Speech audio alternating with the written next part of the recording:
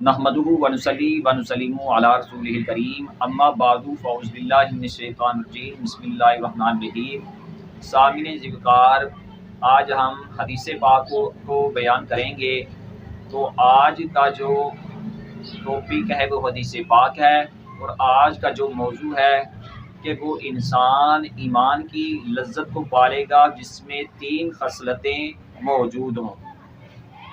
तो इसको रिवायत हज़रत अनस फरमाती हैं कि नबी पाक सल्लल्लाहु अलैहि वसल्लम इरशाद फरमाती हैं कि वो इंसान ईमान की लज्जत को पालेगा जिसमें 3 खसलतें, 3 खासे मौजूद हों।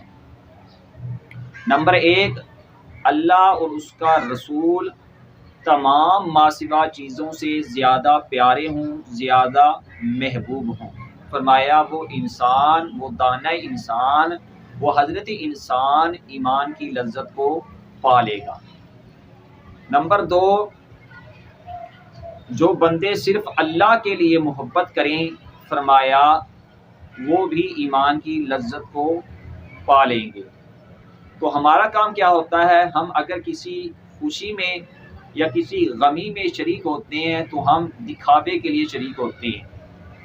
हम किसी के जनाजे में जाएं तो हम दिखावे के लिए शरीक होते हैं कि फ़लाँ शख्स मेरे वालिद या वालिद के वालदा या वालिद के जनाजे पर आया था, तो मैं भी उसकी वालदा या वालिद के जनाजे पर जा रहा हूँ। तो हम दिखावे के लिए जाते हैं, मुँह दिखाने के लिए जाते हैं, हम अल्लाह और उसके रसूल की रज़ा के लिए नहीं जाते। तो उसमें हमें तमानियत, दिल का सुकून, जो दिल की तमानियत होती है, जो दिल का इत्मीनान होता है, वो भी हमें हासिल नहीं होता, और उसमें हमें अजर व सवाब भी नहीं मिलता, क्योंकि हम उसमें हमारा बंदों को दिखाना मकसूद होता है। तो इसलिए हम वो काम अल्लाह और उसके रसूल के हुक्म के मुताबिक नहीं करते। वो काम अल्लाह और उसके रसूल के हुक्म से खाली होता है, बंदों को दिखाना मकसूद होता है।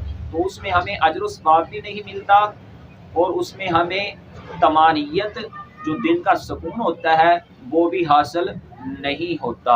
अगर वही काम अल्लाह और उसके रसूल की रज़ा के लिए हो, चाहे किसी की खुशी में जाना हो, चाहे किसी की गमी में जाना हो, चाहे किसी के जनाजे में जाना हो, चाहे वो अमीर हो, चाहे वो गरीब हो, किसी की भी वो गमी खुशी हो, उसमें रिज़ा अल्लाह और उसके रसूल की रिज़ा होगी, तो उसमें हमें तमानियत मिलेगी, दिल को सुकून मिलेगा, दिल को इत्मीनान मिलेगा।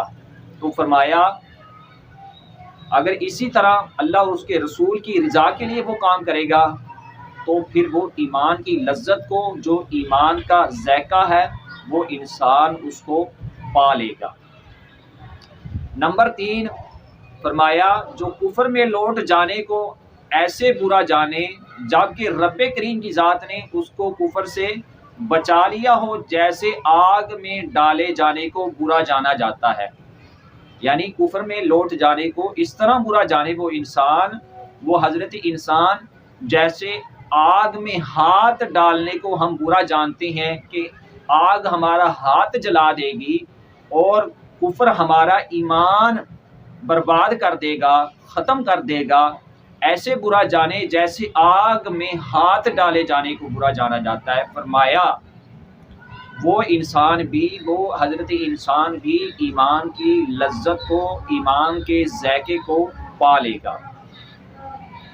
तो दुआ है रब्बे करीम की ज़ात मेरा ये हदीस पाक को बयान करना अपनी बारगाह में कबूल फरमाए, और रब्बे करीम की ज़ात हम सबको इस पर अमल पैरा होने की तौफीक अता फरमाए। आमीन। व आखिर दावाना अनिल हम्दुलिल्लाह।